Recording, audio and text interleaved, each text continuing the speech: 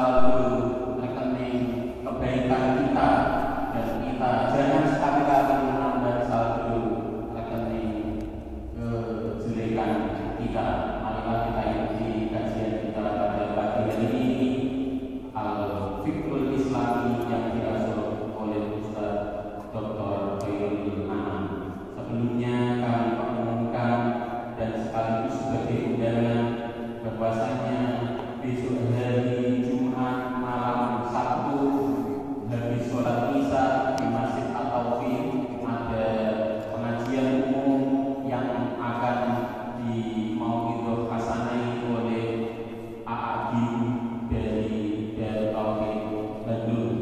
Sekiranya jemaah bisa menghadiri dan juga mengajak handairolan keluarga untuk menghadiri pengajian yang diisi oleh AAG. Demikian pengumuman yang dapat kami sampaikan kepada Ustaz Khairul Anam. Fadhilul Mashkur.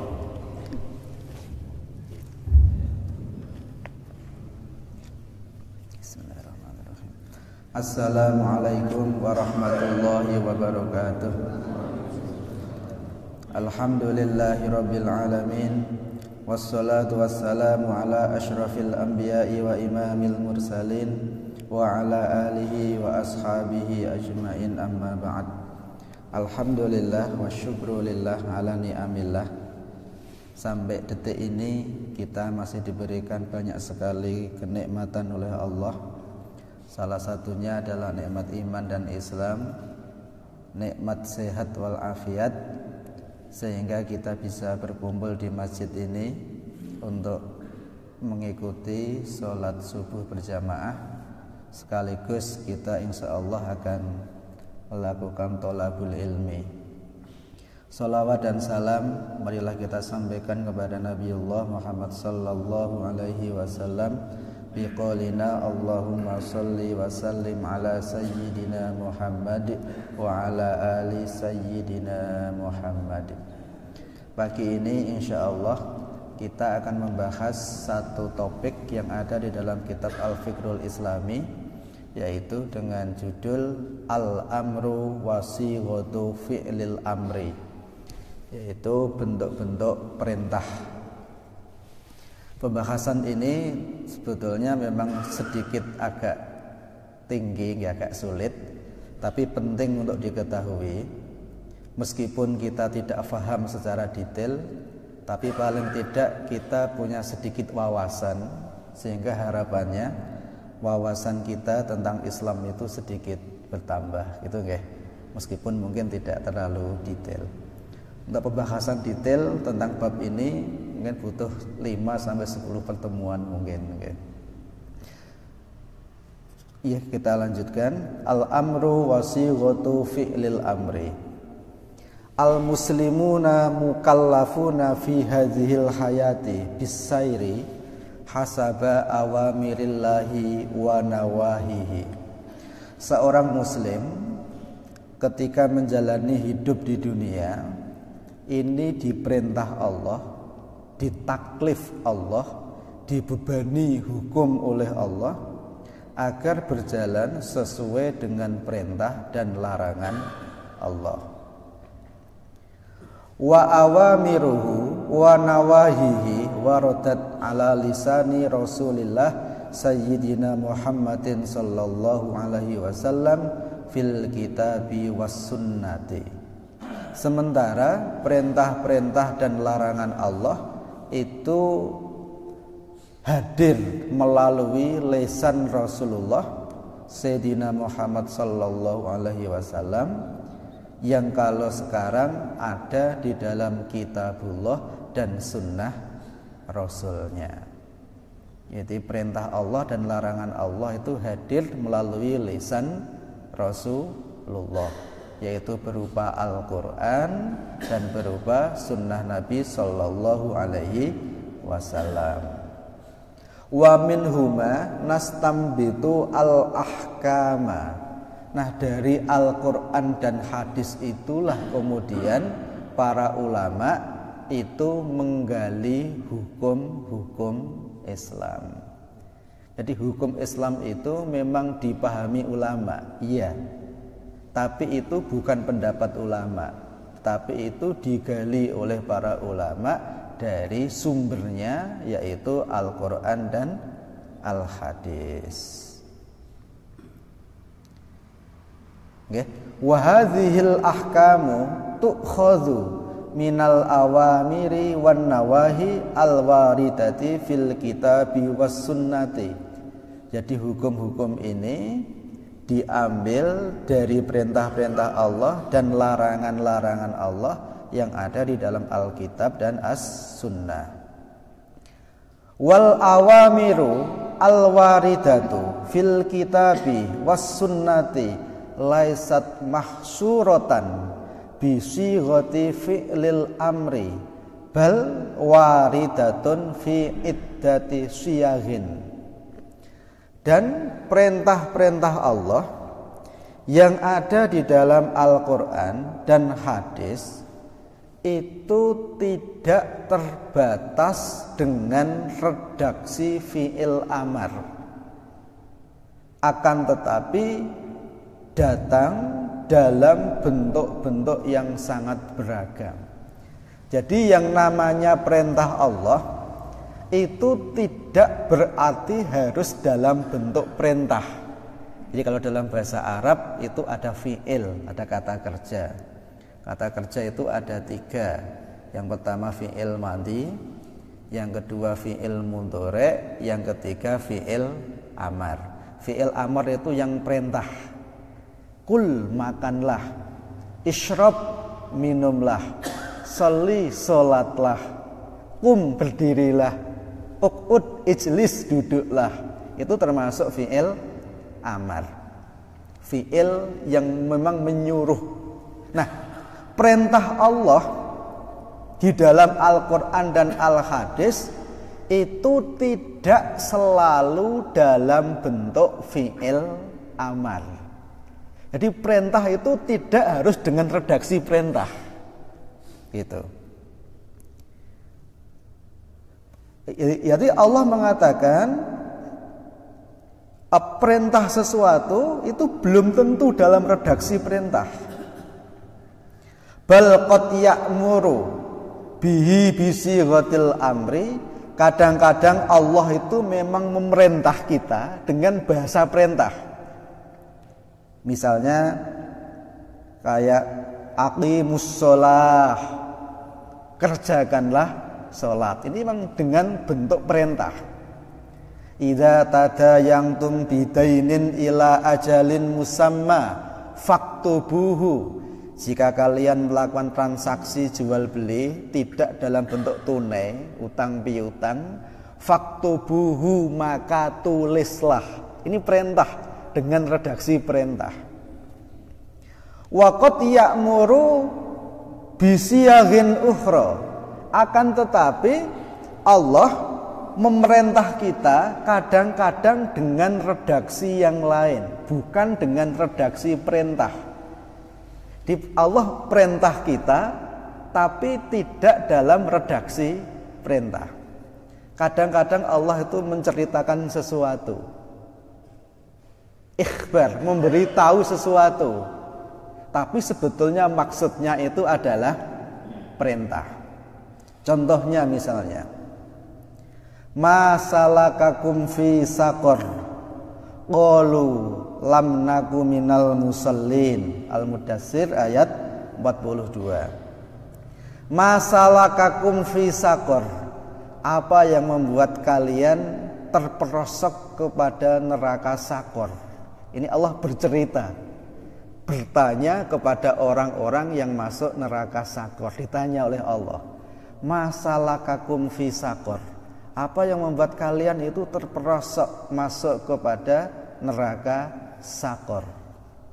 Kemudian orang-orang itu ketika ditanya qalu, mereka menjawab lam naku minal musallin. Ya Allah, kami masuk neraka Saqar karena dulu kami termasuk orang-orang yang tidak mau sholat.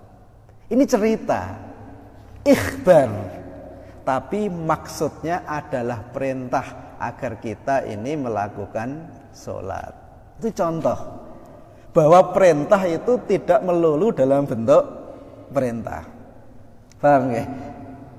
Contoh sederhana, kita kalau masuk WC kan ada perintah, kadang-kadang ada perintah dalam bentuk perintah, guyurlah sampai bersih, atau dalam bentuk larangan, jangan sampai keluar sebelum mengguyur. Paham ya? Kadang-kadang ada perintah dalam bentuk yang lebih halus lagi, terima kasih telah mengguyur atau telah menjaga kebersihan WC ini. Semua redaksi tadi itu sebetulnya adalah perintah, tapi dengan redaksi yang berbeda-beda. Sama di dalam Al-Quran. Al-Quran itu sebetulnya isinya petunjuk, isinya itu perintah dan larangan, tetapi bentuknya memang tidak mesti dalam bentuk perintah.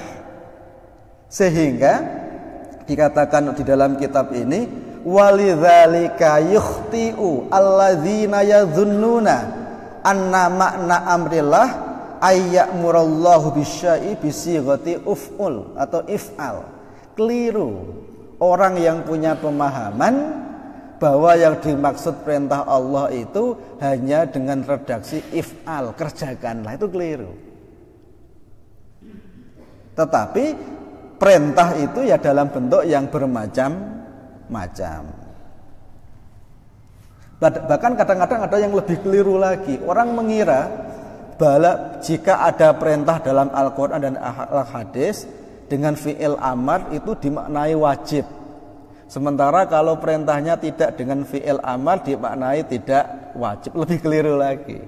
Itu menunjukkan jika orang yang memahami itu tidak memiliki ilmu. Nah, berikutnya, ketika Allah memerintah kita, itu maknanya apa?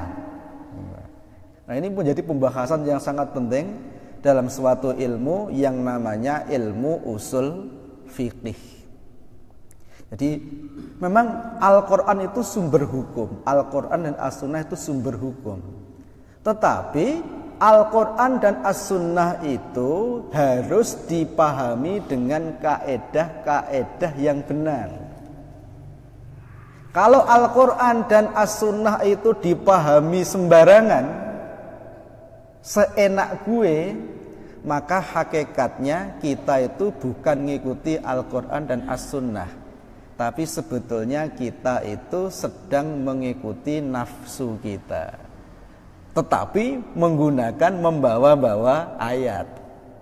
Jadi kelihatannya berdalil, tapi sebetulnya itu mengikuti nafsu. Kenapa? Karena Quran dan hadis dipahami, ditafsiri sesuai selera. Makanya kemudian para ulama itu membuat kaedah-kaedah sehingga pemahaman terhadap Al-Quran dan Al-Hadis itu mengikuti kaedah, tertelusur. Jadi bukan ujuk-ujuk. Pak, kenapa jenengan kok memahami itu wajib? Itu dari Al-Quran. Loh, gimana ceritanya? Ayat itu kok bisa dimaknai wajib? Ya terserah saya dong. Nah, kalau udah bilang terserah saya, itu nafsu sebenarnya yang bicara. Ini dalilnya sahih loh ini loh. Loh, ya Pak, itu dalilnya sahih. Tapi bagaimana Bapak kok bisa memahami kalau dalil itu bisa dipahami bahwa ini haram, itu bagaimana? Ya terserah saya. Ini nafsu sebetulnya. Meskipun dia seakan-akan membawa Quran dan membawa hadis. Sehingga memang memahami ayat, memahami Quran, hadis itu harus pakai ilmu. Ya ini terutama para ulama. Nah kalau kita, ya minimal kita itu sedikit tahu lah. Sehingga punya wawasan, sehingga tidak, kalau orang anak-anak sekarang tidak kuper gitu. Makanya ada orang yang sedikit-sedikit membid'ahkan orang lain, itu bisa jadi karena kuper. Jadi tidak tahu ilmu memahami Al-Quran dan Al-Hadis. Nah, terus ketika Allah perintah itu maknanya apa? Nah, ini dibahas di dalam kitab usul fikih bahwa al-amru yadullu alal amri. Jadi sebetulnya perintah itu tidak ada makna lain kecuali hanya perintah. Sementara untuk dimaknai perintah itu wajib, untuk dimaknai perintah itu bernilai sunnah, untuk dimaknai perintah itu bernilai mubah, bahkan untuk dimaknai perintah itu bernilai haram, ada yang diperintah Allah tapi haram. Nah, itu butuh indikasi-indikasi itu yang dalam bahasa ilmu usul fikih dinamakan dengan qarinah. Indikasi, qarinah. Paham ya? Seperti itu. Nah, ada banyak indikasi. Kalau kita jelasin butuh waktu yang sangat lama. Ini contoh saja. Jadi kalau Allah memerintahkan sesuatu, kemudian ada korenah seperti yang nanti kita bahas, maka perintahnya Allah tadi itu bermakna wajib atau fardu. Contohnya apa? Ini salah satunya, makana fiha bayanun min qaulin au fi'lin li'uqubatin fid dunya awil akhirati au fi maknaha. Jadi kalau Allah memerintah sesuatu, perintah itu ada dua, perintah untuk mengerjakan, tolabu fi'lin, bisa perintah untuk meninggalkan, tolabu tarkin, atau larangan bahasa lainnya. Larangan itu bagian dari perintah. Jadi ketika Allah memerintah sesuatu, kemudian perintahnya Allah itu dibarengi dengan ancaman, baik sanksi dunia atau sanksi akhirat, maka perintahnya Allah itu dimaknai sebagai wajib. Jadi kalau ada perintah disertai ancaman, baik ancaman dunia ataupun ancaman akhirat, maka dia itu bermakna wajib. Karena ada ancaman. Contohnya apa? Contohnya ketika Allah mengatakan tadi, contohnya masalakakum fi saqor qalu lam naku minal musallin. Apa yang membuat kamu masuk neraka Sakor? Dijawab orang-orang itu bahwa kami dulu tidak sholat. Maksudnya apa? Orang yang tidak sholat diancam neraka Sakor. Berarti kalau begitu orang yang nggak sholat terkena ancaman, maka sholat itu hukumnya wajib. Di situ caranya memahami. Paham nggih? Contoh yang lain. Was-sariqu was-sariqatu faqta'u aydiyahuma jazaa'an bima kasaba nakalam minallah. Ayat Al-Maidah ayat 38. Was-sariqu was-sariqatu, pencuri laki-laki dan pencuri perempuan, faqta'u aydiyahuma, maka potonglah tangan keduanya. Di sini menarik. Jadi di sini itu sebetulnya bercerita tentang orang yang mencuri dan bercerita sikap kita kepada pencuri. Kalau pencuri sendiri itu nggak ada larangannya sebetulnya. Tidak pernah Allah itu melarang jangan mencuri, itu nggak ada.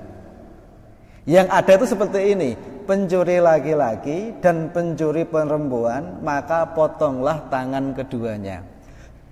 Justru yang diperintah itu adalah si kita. Ketika ada pencuri disuruh motong tangan. Tapi tentang pencurinya sendiri itu nggak ada larangan. Paham nggih? Betul nggak ayatnya tadi? Yang diperintahkan si kita, bukan pencurinya. Kalau ada pencuri laki-laki perempuan, maka potong tangan keduanya. Jadi yang diperintah itu kita. Nah, pertanyaannya, mencuri itu haram atau tidak? Haram atau tidak? Kalau haram dalilnya mana?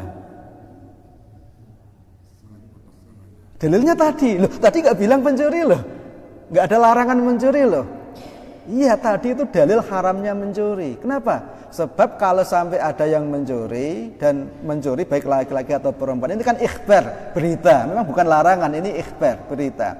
Kita disuruh motong. Nah, motong itu sanksi. Jadi kalau ada berita disertai dengan sanksi, maka berita tadi itu isinya larangan yang bernilai haram. Paham nggih? Jadi ketika ada perintah, dia disertai ancaman, maka wajib. Ada larangan disertai ancaman, maka larangan itu bernilai haram. Paham nggih? Itu salah satu contoh qarinah, indikasi yang ada di dalam Al-Qur'an. Contoh yang lain, ini mungkin yang paling gampang nggih. Yang kedua nih, contoh yang kedua, qarinah yang kedua.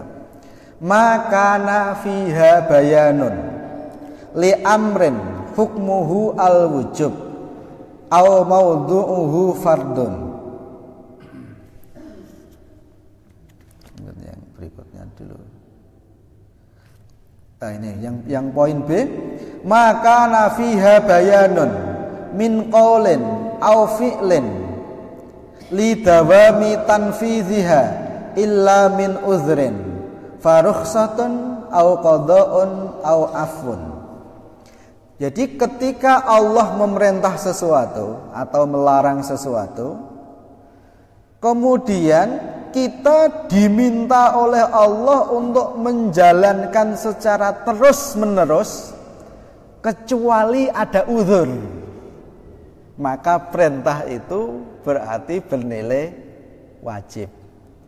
Pokoknya kerjakan kecuali ada uzur, maka itu bernilai wajib. Contoh pada surat Al-Baqarah ayat 183. Bismillahirrahmanirrahim. Ya ayyuhalladzina amanu kutiba alaikumusiyam. Wahai orang-orang yang beriman, kutiba. Ini kalau dalam bahasa Indonesia memang diterjemahkan diwajibkan ya. Tapi kalau dalam bahasa Arab, kutiba itu arti bahasanya itu telah ditulis, telah ditetapkan. Alaikum bagi kalian asyamu puasa. Jadi wahai orang-orang yang beriman, telah ditulis kepada kalian yaitu agar kalian puasa. Kama kutiba alal ladzina min qablikum, sebagaimana ditetapkan, diperintahkan kepada orang-orang sebelum kalian, la'allakum tattaqun, agar kalian bertakwa. Jadi ini perintah puasa. Pertanyaannya, puasa, ini puasa Ramadan nggih. Puasa Ramadan itu wajib atau tidak? Dalilnya mana kalau wajib? Dalilnya ayat tadi, Pak. Nah, bukan ayat tadi. Ayat tadi itu bukan dalil wajibnya puasa. Dalil tadi itu adalah dalil perintah puasa, bukan dalil wajibnya puasa. Dalil wajibnya puasa itu ayat berikutnya, yaitu ayyamam ma'dudat. Puasa itu dilakukan di hari-hari tertentu. Faman kana minkum maridun au ala safarin fa iddatum min ayyamin ukhur. Jika kalian sakit atau jika kalian sedang perjalanan, silahkan tidak puasa, tapi kerjakan di hari yang lain. Nah, ini yang menunjukkan wajibnya puasa. Kamu kerjakan, kalau kamu nggak bisa, nanti kerjakan di waktu yang kamu bisa. Kalau ada perintah kok begini, ini berarti perintahnya itu wajib.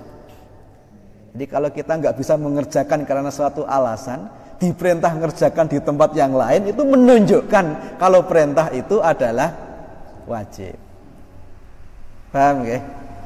Seperti itu. Dan masih banyak yang lain, qarinah-qarinah yang lain yang menunjukkan bahwa perintah itu adalah wajib. Memang yang paling sederhana, yang paling mudah itu ketika di dalam Al-Quran langsung pakai kata wajib, itu paling mudah ya. Itu ada korenah yang seperti itu. Jadi memang di dalam kata-kata itu Allah langsung menggunakan kata wajib, langsung menggunakan kata haram. Nah kalau gitu udah jelas sekali memang. Itu korenah yang wadih, korenah yang jelas. Itu contohnya seperti An-Nisa ayat 11. Yusikumullahu fi auladikum lidzakari mislu hadzil unsayain. Allah memberi wasiat kepada kalian fi auladikum, tentang anak-anak kalian, lidzakari, jika seorang itu meninggal memiliki anak laki-laki, lidzakari bagi anak laki-laki, mislu hadzil unsayain, itu mendapat warisan 2 kali anak perempuan. Nah kemudian di akhir ayat faridotam minallah, penjelasan di atas tadi itu adalah kewajiban yang berasal dari Allah. Ini Allah langsung menggunakan kata faridotan, fardu. Ini kewajiban yang datang dari Allah. Ya jelas. Jadi kalau ada ayat ditutup dengan kata faridotan, maka penjelasan di atasnya semua itu wajib berarti. Paham ya? Berarti kalau begitu bagi warisan, laki-laki dapat 2 kali anak perempuan itu hukumnya wajib. Faridotam minallah. Kalau tidak gimana? Kalau tidak ya berdosa. Nah, tapi warisan itu faktanya harus paham. Warisan itu beda dengan hibah, dan warisan itu beda dengan wasiat. Warisan itu apa? Warisan itu adalah harta yang ditinggal mati seseorang, itu namanya warisan. Maka nanti dia hartanya diwarisi oleh ahli warisnya. Nah salah satu membagi tadi, anak laki-laki dapat 2 kali anak perempuan, itu warisan. Nah kalau harta yang dibagi ketika orang tua masih hidup, nang misalnya aku ki wis tuwa ben kok ora dadi tukaran, iki tak bagi sik ya. Ya kowe tak kei iki, kowe tak kei iki, kowe tak kei iki. Itu namanya apa? Itu namanya hibah, bukan warisan. Ya kalau dia hibah, ya nggak usah pakai dalil-dalil tentang hukum waris. Itu hibah. Kalau hibah ya terserah yang ngasih. Nah, kalau wasiat itu apa? Kalau wasiat itu adalah suatu pernyataan yang disampaikan orang yang masih hidup untuk dilaksanakan ketika dia sudah mati. Itu namanya wasiat. Nang, aku duwe sawah ning kono semene. Nanti kalau saya mati, mohon itu dikasihkan ke masjid. Ini dibagi. Itu namanya wasiat. Paham ya? Jadi beda antara waris, wasiat sama hibah. Nah, kalau wasiat itu nanti ada aturannya. Wasiat itu tidak boleh dilaksanakan lebih dari 1/3 harta mayit. Tidak boleh. Jadi memang dia hanya boleh dilaksanakan maksimal 1/3. Nanti yang 2/3 baru dibagi sesuai dengan hukum waris. Nah itu semua faridotam minallah, kewajiban dari Allah. Jadi ada kata-kata faridoh gitu. Contoh yang haram, Allah langsung menggunakan kata-kata haram. Misalnya hurrimat alaikum ummahatukum, misalnya ya. Hurrimat, diharamkan. Nah, ini jelas berarti hukumnya haram berarti ya. Alaikum, atas kalian, ummahatukum, ibu-ibu kalian, wabanatukum, dan anak-anak perempuan kalian. Jadi ibu, anak perempuan, nanti berikutnya nanti keponakan, Pak D, Pak Le, kemudian bule, ya, nah, semua itu termasuk yang diharamkan untuk dinikahi. Ini jelas Allah pakai kata hurrimat. Ini kita agak cepat nih karena waktu. Yang kedua, perintah. Tadi kan perintah yang wajib, nggih. Ada 2 perintah itu yang sunnah. Allah memerintahkan sesuatu tapi tidak wajib. Itu sebaiknya. Jadi kalau perintah sebaiknya dilakukan, kalau larangan sebaiknya ditinggalkan. Jadi sunnah atau makruh itu ada korenahnya. Apa korenahnya? Yaitu salah satunya ini, tolabu fi'lin au tolabu tarkin dalun alat tarjih wa mujarradun amma dzukira fi awalan. Jadi kalau Allah memerintah sesuatu atau Allah melarang sesuatu, yang perintah larangan itu menunjukkan keutamaan. Jadi ada penunjukan tentang keutamaan sesuatu, tetapi tidak ada korenah-korenah, indikasi-indikasi yang menunjukkan bahwa dia wajib. Maka kalau ada perintah yang seperti ini, maka perintah itu bernilai sunnah. Sunnah dalam makna hukum loh, nggih. Karena sunnah itu maknanya dua. Bisa sunnah dalam makna hukum, bisa sunnah dalam makna hadis. Maka kalau ada orang bilang ini enggak sesuai sunnah, maka ditanya dulu ini sunnah yang mana gitu. Karena sunnah itu artinya banyak gitu. Jadi kalau Allah memerintah sesuatu, melarang sesuatu yang itu menunjukkan keutamaan, sementara di dalam ayat tadi tidak ada korenah-korenah yang menunjukkan wajib, maka perintah dan larangan tadi itu bernilai sunnah. Contohnya apa? Contohnya hadis Nabi riwayat Imam At-Tirmidzi, tabassumuka ala wajhi akhika sodakotun. Tabassumuka, senyumanmu, jadi senyumanmu, fi wajhi akhika, di depan wajah saudaramu, sodakotun, adalah sodakoh.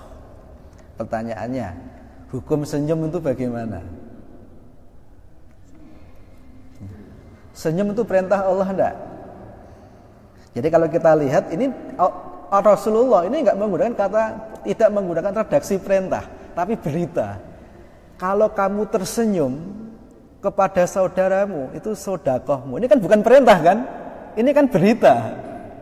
Tetapi al-ikhbar itu bimakna tolab. Jadi meskipun berita, tapi maksudnya itu adalah perintah. Dan ini keutamaan karena ada kata-kata sodakoh. Dan di dalam hadis ini tidak ada ancaman bagi orang yang tidak tersenyum misalnya kan, dan lain sebagainya. Maka yang seperti ini namanya sunnah. Jadi ulama itu ketika memahami suatu ayat atau hadis itu ada ilmunya loh, nggih. Bukan sekedar ini ada hadisnya, bukan, ada ilmunya gitu. Jadi senyumanmu kepada saudaramu itu adalah sodakoh. Dan lain-lain, nanti ada banyak yang lain. Mungkin ini yang terakhir. Perintah itu kadang-kadang bermakna mubah. Oke? Jadi perintah itu kadang-kadang bermakna mubah. Perintah tapi mubah. Jadi artinya dikerjakan ya boleh, ditinggalkan juga boleh. Apa itu korenahnya? Ini salah satunya, ma fiha bayanun annar rasula qoma khinan bihadzal fi'li wa tarakahu khinan akhara. Yaitu ketika di dalam suatu dalil itu ada penjelasan bahwa kadang Rasul mengerjakan sesuatu, kadang meninggalkan. Maka kalau ada yang seperti ini, maka perintah tadi itu bernilai mubah. Paham ya? Makanya menggunakan dalil itu tidak cukup hanya dengan satu dalil. Dalam satu objek hukum itu semua dalil harus dihadirkan. Kalau di situ ada perintah, ada yang tidak, maka dia itu bernilai mubah. Contoh, akhraja At-Tabrani fil Awsat. Imam At-Tabrani telah mengeluarkan hadis di dalam kitab Al-Awsat. Anna janazatan marrat ala Ibni Abbas wal Hasan bin Ali. Suatu saat sahabat Nabi Ibnu Abbas ini sedang bareng dengan cucu Nabi Hasan bin Ali dan Ibnu Abbas ini duduk bareng. Kemudian setelah itu ada mayit lewat, maksudnya mayat lewat tuh mayat di apa istilahnya, bukan dikubur ya, tapi di apa? Dipanggul gitu ya, bukan mayat jalan, bukan ya. Ini mayat dipanggul lewat di depan dua orang ini. Kemudian faqoma ahaduhuma wa qa'adal akhar. Nah, salah satu dari keduanya ini berdiri. Nah, ini enggak dijelaskan yang berdiri di siapa. Bisa jadi yang berdiri itu Sayyidina Hasan, bisa jadi yang berdiri itu adalah Ibnu Abbas. Yang jelas satu berdiri, satu masih duduk. Kemudian yang berdiri berkata, "Alaisa qad qoma Rasulullah sallallahu alaihi wasallam." Loh, kenapa kamu enggak berdiri? Bukankah Rasulullah kalau ada jenazah lewat beliau berdiri? Ini pertanyaan yang berdiri kepada yang masih duduk. Dan dijawab yang masih duduk, bala, betul. Waqa'ada, bala waqa'ada, betul. Rasul memang kadang berdiri, cuma kadang-kadang juga duduk. Maka berdiri atau duduk ketika mayit lewat itu hukumnya mubah. Paham nggih? Jadi begitu caranya memahami. Makanya dalil itu harus dihadirkan semuanya, enggak cukup hanya dengan satu dalil. Contoh yang lain, perintah yang perintah tapi mubah. Ini salah satu korenahnya adalah kullu fi'lin hurrima au nuhiya anhu jaziman li sababin thumma u'ida tahliluhu ba'da zawalis sabab fa inna hadha tahlil yakni al-ibahah. Jadi setiap perbuatan yang diharamkan, jadi memang dia diharamkan li sababin karena suatu sebab, thumma u'ida tahliluhu ba'da zawalis sabab, kemudian dia dihalalkan setelah sebabnya itu hilang, fa inna hadat tahlil fa inna hadal amra yakni al-ibahah. Jadi kalau ada perintah setelah larangan, maka perintah itu bernilai mubah. Jadi Rasul merintah, tapi perintahnya ini setelah dilarang, maka perintah itu bernilai mubah. Contoh, Rasul pernah berkata, kuntu nahaitukum an ziyaratil kuburi ala fazuruha. Aku pernah melarang kalian ziarah kubur. Dulu saya larang. Sekarang ziarahlah. Ini kan perintah, okay? Ziarahlah. Dilarang, kemudian disuruh. Maka perintah setelah larangan ini bernilai mubah. Jadi ziarah kubur itu hukumnya mubah. Jadi ziarah kuburnya loh ya, itu mubah. Saya kalau ziarah kubur jadi ingat mati, jadi semangat ibadahnya, itu berarti ibadah jadinya. Kan ada faktor yang lain ya. Kalau ziarah kubur jadi minta-minta ke kuburan, itu faktor yang lain, jadi haram. Tapi ziarah kubur tanpa alasan macam-macam, itu hukumnya adalah mubah. Contoh yang lain, di dalam ayat Al-Quran kan ada, idza nudiya lis-sholati mi yaumil jumu'ati fas'au ila dzikrillahi wa dzarul bai'. Idza nudiya lis-sholati mi yaumil jumu'ah, ketika Jumat itu telah dikumandangkan, fas'au ila dzikrillah, maka bersegeralah untuk ingat Allah. Wa dzarul bai', dan tinggalkanlah jual beli. Ini perintah dan larangan. Diperintah segera ke masjid, kemudian dilarang jual beli. Ini larangan, ya. Dilarangan mengerjakan apa-apa, disuruh segera ke masjid. Kemudian setelah Jumatan selesai, ayatnya gimana terusnya? Setelah Jumatan selesai, kemudian fantashiru fil ard. Setelah selesai Jumatan, fantashiru fil ard, kemudian bertebaranlah di muka bumi. Ini perintah. Jadi intashiru itu perintah, fi'il amar itu, okay? Bertebaranlah. Pertanyaannya, kalau setelah Jumatan kita tidur, dosa enggak? Kalau setelah Jumatan kita pulang ke rumah, dosa enggak? Loh, ayatnya tadi kita disuruh bertebaran loh, okay? Ayatnya tadi kita disuruh bertebaran loh, fantashiru, bertebaranlah. Berarti maksudnya yang pedagang silahkan dagang lagi, yang petani sana bertani lagi, kan begitu ayatnya itu. Nah, kalau habis sholat Jumat kita tiduran, dosa enggak? Bertentangan dengan ayat ini enggak? Sebetulnya bertentangan dengan ayat ini. Lalu disuruh bertebaran kok malah tidur. Tetapi tidur itu hukumnya mubah. Kenapa? Karena perintah setelah larangan itu bermakna mubah. Kayak anak saya itu. Nah, kaedah-kaedah ini sebetulnya dipahami bahkan oleh orang awam sekalipun, bahkan anak kecil sekalipun. Tapi anak kecil, orang awam ketika memahami itu tuh nggak pakai kaedah. Nah, ulama-ulama itu menyusun itu menjadi suatu kaedah yang baku gitu. Maka anak kecil saja paham. Kalau siang-siang itu kan dia kan main di luar gitu kan. Saya bilang jangan main, masih panas. Kemudian ketika udah jam 4 sudah nggak panas, saya perintah, ini udah nggak panas, sana keluar. Ini kan perintah nih. Tapi perintah ini maksudnya adalah kalau mau main ya silahkan, sekarang sudah boleh. Kalau mau tidak main ya tidak apa-apa. Jadi perintah setelah larangan itu bermakna mubah. Berikutnya satu lagi, waktunya kita udah habis ya. Kadang-kadang Allah itu perintah sesuatu tapi dia haram untuk dikerjakan. Loh, aneh apa?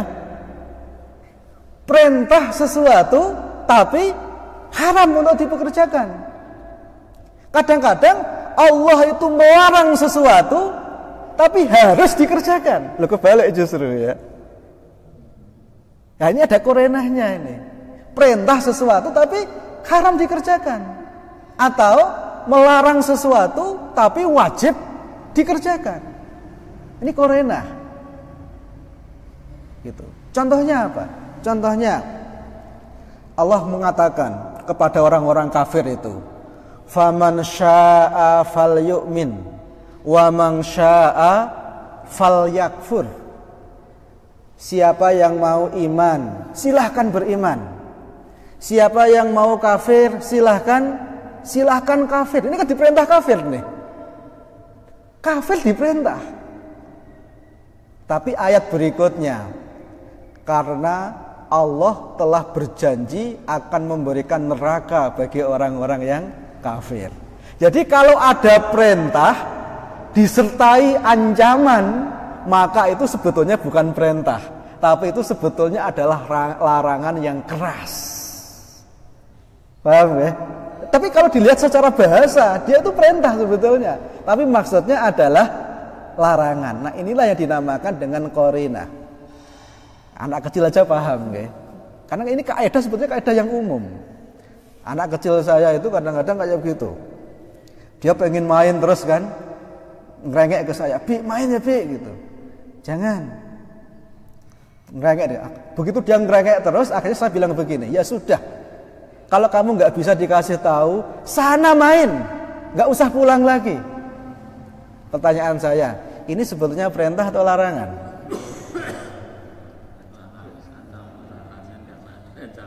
Secara bahasa, ini sebetulnya adalah perintah. Sana main itu kan perintah, fi'il amar. Tapi nggak usah pulang lagi. Ini adalah korenah bahwa itu sebetulnya. Nah, justru ini adalah larangan yang paling keras. Jadi memang bahasa itu sangat kaya. Makanya kalau orang itu memahami Quran dan hadis hanya dengan ilmu bahasa, keblinger pasti gitu. Inilah yang dinamakan ilmu usul fikih. Inilah ilmu yang dipahami oleh para ulama. Sehingga memahami Quran dan hadis itu tidak sesederhana baca ayat langsung ketemu maksudnya begini, gak kayak begitu. Ada ilmu-ilmu yang harus digunakan. Ada ayat-ayat yang harus dihadirkan. Jadi tidak. Nah, inilah pekerjaan para ulama. Nah, kadang-kadang mereka pun juga berbeda pendapat tentang memahami sesuatu. Paham nggih? Jadi tidak sesederhana yang dipahami awam. Jadi kalau ada dalilnya ini berarti wajib, kemudian kalau enggak begitu berarti langsung bid'ah, enggak sesederhana itu. Jadi semua itu ada proses keilmuan sehingga hukum itu bisa dipahami secara dengan kaidah-kaidah yang dapat dipertanggungjawabkan. Ini mungkin agak sedikit sulit gitu, tapi paling tidak memberi wawasan kepada panjenengan semua. Jadi memang ada ilmu-ilmu tertentu gitu. Jadi tidak semudah yang dipahami oleh orang awam. Oke, barangkali itu yang bisa saya sampaikan karena waktunya sudah habis. Mungkin ada satu pertanyaan nggih, sehingga nggih. Monggo silakan nggih. Saya tanya Ustaz. Oh, mungkin dua berarti sama Ustaz Hasan. Nggih. Redaksi di Al-Qur'an itu kan Allah di saat memerintah atau melarang itu kan menggunakan kata la taqul lahum ma'afin, la taqrabu zina, la taqrabu wala tahzan. Tetapi kalau kita menyaksikan sekarang ini para psikolog, terlebih psikolog yang fokus ke anak-anak, sebagai orang tua itu kita dilarang di saat komunikasi dengan anak itu dihimbau bahkan himbauannya masuk ke larangan menggunakan kata jangan. Kita disuruh memilih lafaznya itu dengan menghindari kata jangan. Sementara Al-Quran sendiri maupun Sunnah itu redaksinya itu menggunakan banyak tadi itu. Nggih, terus. Nah, satu lagi Ustaz Hasan. Nggih. Iya, terima kasih sekali. Saya mau satu dulu. Apa yang melatar belakangi perintah tadi? Ada satu perintah Allah yang bahasa saya ya subjeknya yang tadi aku sebutkan as-sariqu was-sariqatu faqtalu aydiyahum. Itu kan sepertinya subjek pelaku. Ya, ini larangan haram. Sama satu redaksi lagi yang penanganannya itu sama bahasanya jelas. Hurrimat alaikumul maitatu wad-damu wa lahmul khinzir. La wa lahmul khinzir. Ini kenapa pemahaman kedua ayat ini secara perintah larangan. Yang satu itu banyak diabaikan. Orang sari mencuri, korupsi tidak tahu. Tidak tahu. Tapi kalau orang sama-sama kita muslim makan daging babi itu seperti menjijikan. Nah, kenapa hari ini kok bisa seperti itu? Apa yang melatar belakangi Allah? Barangkali itu sudah pernah baca. Kok beda ini redaksinya?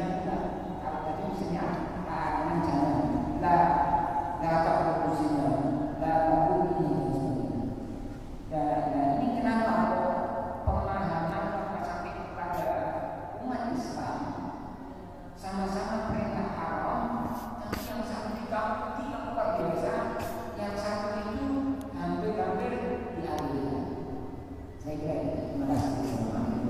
Waalaikumsalam warahmatullahi wabarakatuh. Nggih, terusan Ustaz. Yang pertama nggih. Memang kalau kita lihat Al-Qur'an itu bahasanya itu indah sekali. Indah sekali. Kalau kita betul-betul memahami. Tapi kalau kita tidak punya ilmu, ya Al-Qur'an itu ya biasa saja. Jadi kalau kita punya ilmu itu indah sekali. Indah sekali.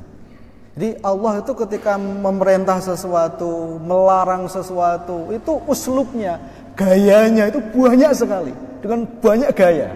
Dan gaya-gaya yang dipilih itu gaya-gaya yang sangat elegan kalau kita paham bahasanya. Sangat elegan. Sehingga ada teman saya, beliau dulu itu ikut training tentang NLP, Neuro Linguistic Program. Bayar 23 juta tentang bagaimana menggunakan bahasa yang indah. Dia baru sadar ternyata Al-Quran itu indahnya bahasanya itu sangat-sangat luar biasa ya. Kadang-kadang bahasanya mendahului, kadang-kadang mengakhiri. Contoh bahasa mendahului itu begini ya. Ketika sales mau menawarkan barang ke orang, apa yang ditawarkan sales? Bukan pertanyaan Bapak beli atau tidak kan? Pak, ini nanti saya kirim kemana? Bapak pesan berapa? Loh, kita belum bilang beli kok sudah bilangnya dia pesan berapa gitu. Itu bahasa yang mendahului. Sehingga seakan-akan kita ini nggak dikasih pilihan beli atau tidak. Tapi pesannya berapa? 2, 3, 4 atau 5. Itu bahasa yang mendahului. Nah, Al-Quran pun juga sama gitu ya. Nah, kadang-kadang Al-Quran itu bicara tentang kasus orang-orang dewasa. Misalnya gitu, tentang seksual misalnya. Kan orang-orang dewasa. Bagaimana posisi seksual dibahas dalam Al-Quran. Pertanyaannya, tapi tabu enggak? Kalau anak kecil tuh baca kemudian jadi ngeres enggak? Enggak. Itulah indahnya bahasa Al-Quran. Ketika Al-Quran misalnya bicara tentang seksualitas begitu, kan ada orang bertanya, bagaimana hukumnya bergaul dengan istri lewat jalan depan, tapi dia berada di belakang gitu ya. Apa jawaban Al-Quran? Dijawab oleh Al-Quran. Kata Al-Quran adalah nisa'ukum harsul lakum fa'tu harsakum anna syi'tum.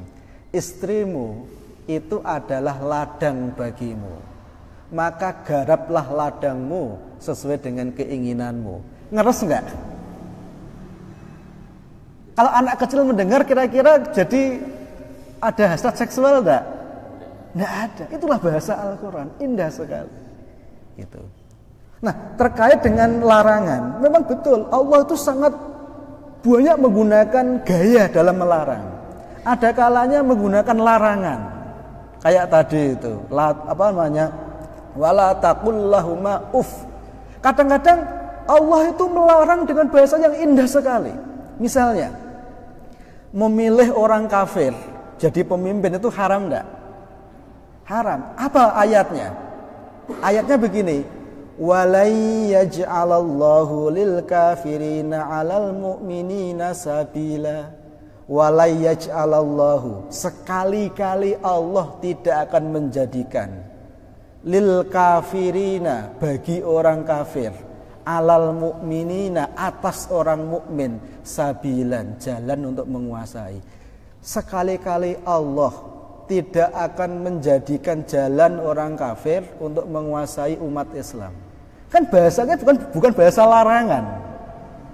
Betul ya? Bukan bahasa larangan. Ini bahasa berita.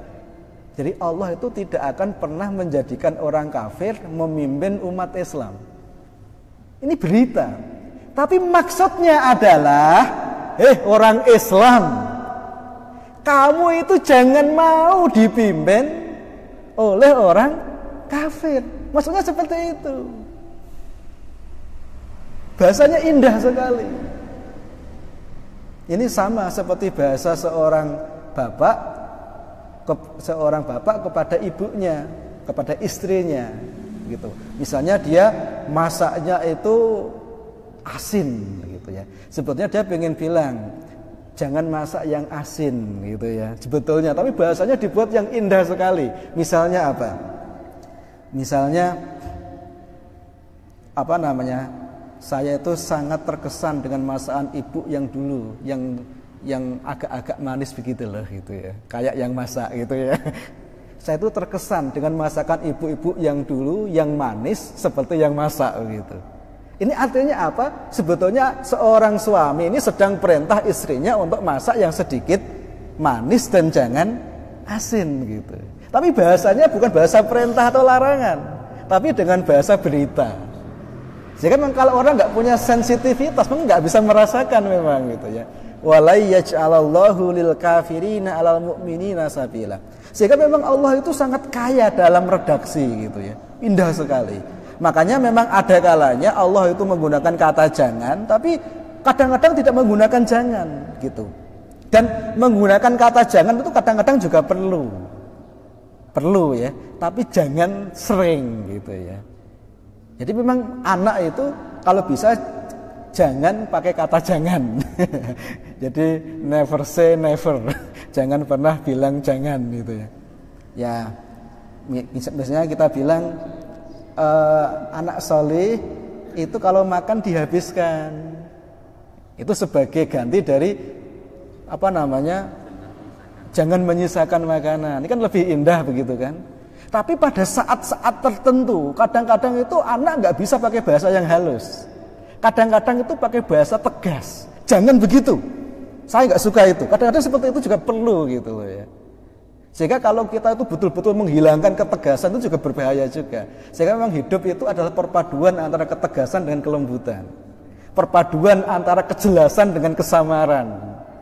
Itu diperlukan. Makanya kalau kita lihat di dalam Al-Quran itu ya komplit semua itu ada. Sesuai dengan situasi dan kondisi. Ini barangkali yang bisa saya tambahkan.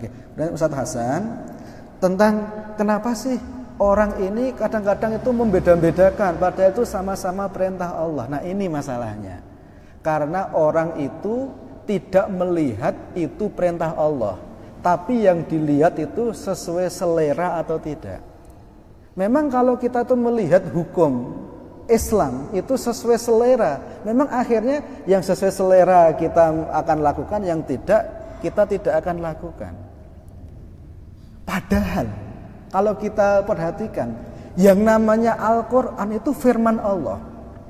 Kalau itu firman Allah, jangan lihat kecil atau besarnya. Lihatlah siapa yang memberi firman itu. Nah kalau orang itu melihatnya yang memberi firman itu, maka sikapnya itu akan sama. Baik itu perintah yang kecil atau perintah yang besar.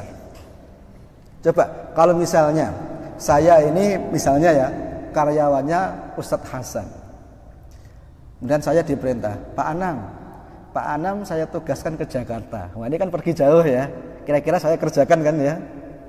Sekarang begini, Pak Anam, tolong saya diambilkan barang yang tadi ketinggalan di depan. Kan perintah kecil nih. Coba bayangkan, kalau seandainya perintah yang kecil ini enggak saya kerjakan, hanya dengan alasan mau perintah sepele wae kok. Kira-kira Pak Hasan gimana? Kira-kira marah enggak? Jadi perintah Allah itu bukan masalah besar kecilnya sebetulnya, tapi lihatlah siapa yang perintah itu. Nah itulah yang dipahami oleh para sahabat zaman dulu. Mereka gak pernah melihat tentang besar kecilnya perintah itu. Mereka gak pernah melihat tentang efek dari perintah itu. Tapi yang dia lihat adalah ini adalah firman Allah, pencipta kita semuanya. Itu yang dipahami oleh para sahabat. Sehingga mereka itu gak membeda-bedakan perintah satu dengan perintah yang lain. Nah ini masalahnya, orang sekarang itu gak melihatnya di situ. Tapi melihatnya itu bermanfaat bagi saya enggak. Sehingga orang itu berputar pada nafsunya sebetulnya. Bukan berputar pada firman Allah Subhanahu wa ta'ala. Gitu ya. Padahal kalau kita perhatikan, ketika Allah murka itu bukan masalah besar atau kecilnya perintah atau larangan. Tapi ketika perintah dan larangan itu kita abaikan hanya gara-gara kecilnya, itulah yang justru membuat Allah itu murka kepada kita semuanya. Saya kira itu nggih, barakallahu li wa lakum wa nafa'ani wa iyyakum bima fihi minal ayati wa dzikril hakim. Wassalamualaikum warahmatullahi wabarakatuh.